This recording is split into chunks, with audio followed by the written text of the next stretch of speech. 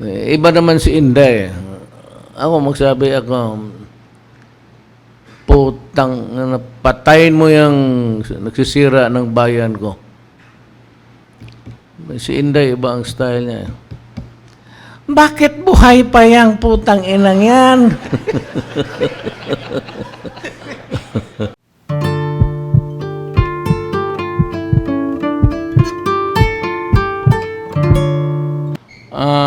Ako, I am hell-bent to stop destructive mining in the Philippines. And si Roy, I have tasked him. That's why he's in also in the cabinet. I have great trust in him. The open pit mining must stop. Alam mo, if you go to Mindanao, para mga tansan, yung takip ng coke, para nakaganon. Inverted. And if you can fly just three taps, makita mo talaga. It loosens the earth because magdideposito yung tubig. So the underlying peripheral communities are always in danger. And anywhere you say, basta yung open pit mining, wala ng kahoy ang ano. I pity my country. And if I do not decide really to stop it, although we are earning 70 billion sa taxes on mining, but if you compare it with the destruction and on the long term, our children will suffer. Mining has stopped. And if I cannot stop it during my time as president, nobody can. Because it's big business and the pressure is just too great. Ako naman, I have only one thing in my mind. It's really to protect my country. Period. Wala akong agenda dyan. I do not want to talk to them. I said, nandiyan man si Roy, he knows how to, maybe, I said they can go to Australia or countries where they have a different style of extracting the whatever is in the bowels of the earth. They can do it, but not the way it is being done today, because I said it will it would result in a perdition for the country. Ako talaga, it has to be, I think, this year. Although in the process we lose plenty, 70 billion, but that is, if you compare that money, we can always get it somewhere else. All we have to do, and I said, even if you can only stop graft and corruption, this country will never improve, mind you. If you cannot stop graft and corruption, and there is no law and order in this country, we would be still second to the last, or maybe Bangladesh would outpace us. Remember I said we have always been into self-flagellation. Parang kinocrucify natin ang Pilipino for so pati yung mga anak natin, they are wondering what is so sorely lacking in the character of the Filipino. Well, in a way, meron, but graft and corruption is prevalent even in the lahat dyan. Malaysia, kita mong Prime Minister doon. Lahat yan mga corrupt. Pero itong atin kasi, right after the war, there was this massive rehabilitation, and everybody was working on their natural resources initially, because yaman ang capital, there was a destruction all over.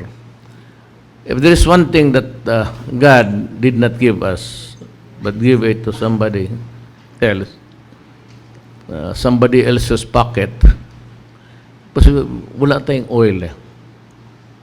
So oil runs almost all. Lahat ng kaharap mo dito is a product of oil.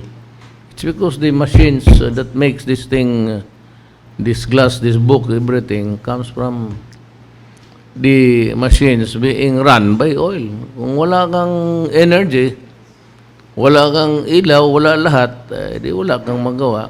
And it took us time to catch up, because as they were going up, because they have that resource, we were also going down correspondingly.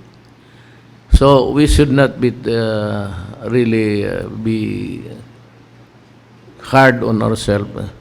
Maybe we should be kind to the Filipino. Yan lang kasi, wala tayong oil. Kung may oil tayo ganang Brunei, matagal na tayong mayaman, sa totoo lang. Even with graft and corruption, just like the countries there, I cannot mention, huwag na natin pabain. We do not want to hurt feelings. Even if corruption, tataas pa rin tayo because oil is really much of our daily life.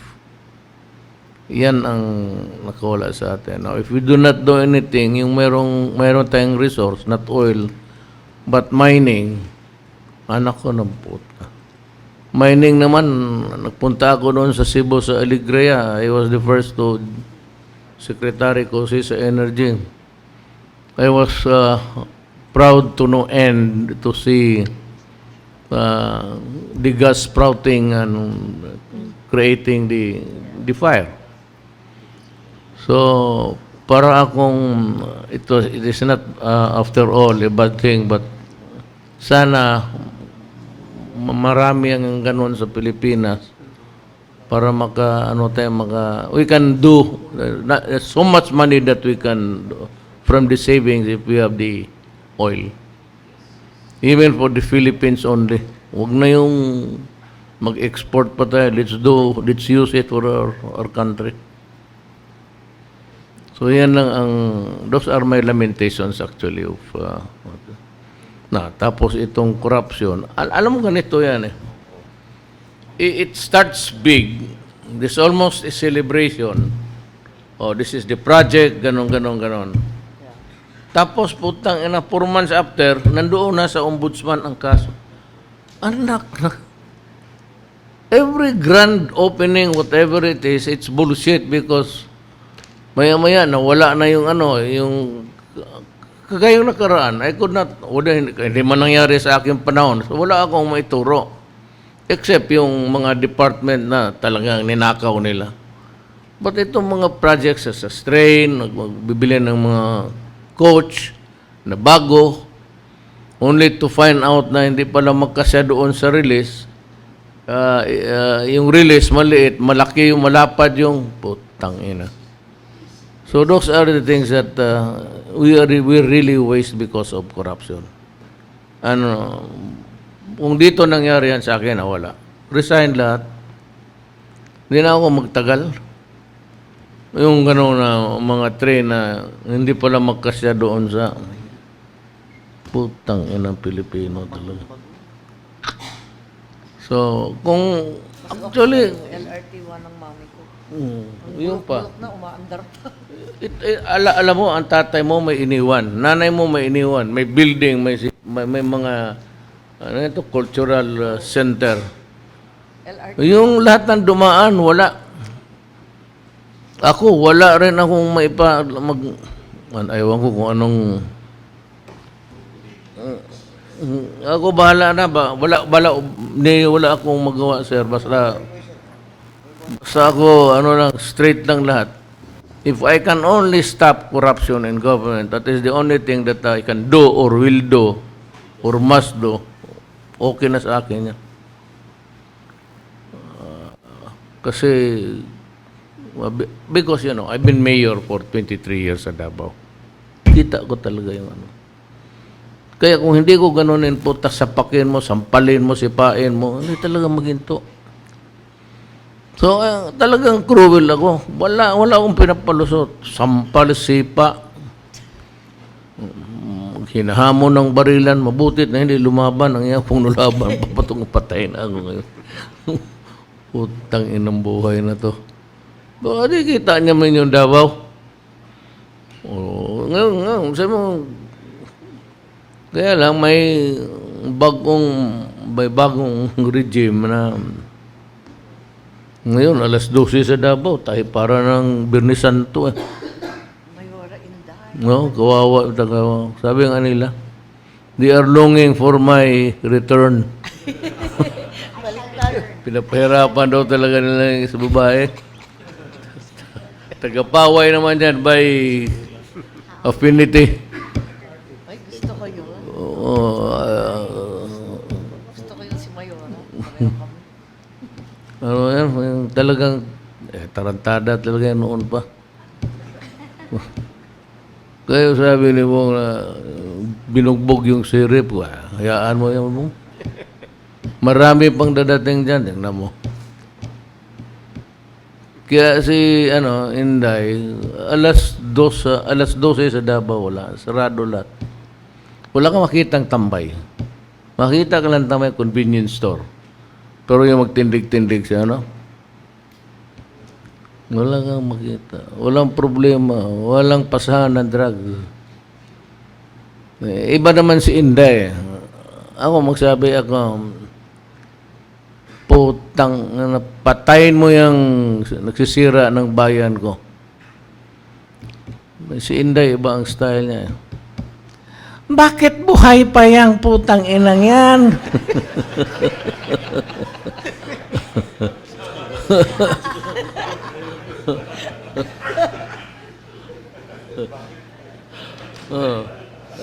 Mahilig itong pulis dali, di ba? Dali ron. So, picture taking, hindi, ayaw niya yan. Pag na, ma'am, ito na, putang ina, bakit buhay pa yan?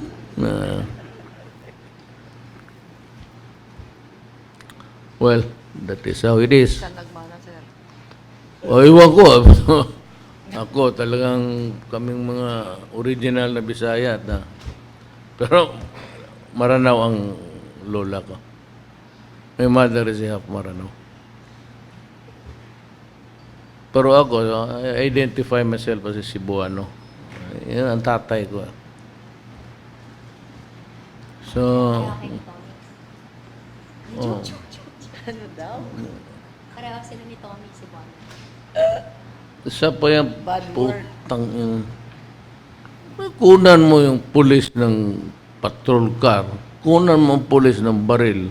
Ang class. This guy must be crazy. Pupunta doon sa prisuhan tapos iparelease yung mga nahuli. Those arrested by the police, he demanded the release. Pailan mo ng kaso. May mga talaga. Ay, mga Bisaya, may ganon rin. Yung di mo maintindihan yung utak. Mga gago. Pero, Sir, half Bisaya ako. half malang. Talagang kaya napundi ako yung, ano ba tawag dyan sa inyo? Gidaog-daog? Ano ba yung tawag sa inyo? Daog-daog? Pwede. Paano ba? Api-api ba? Ape-ape. Oo. Grabe. Hindi sa kanya pwede. Really? May itlog, di ba?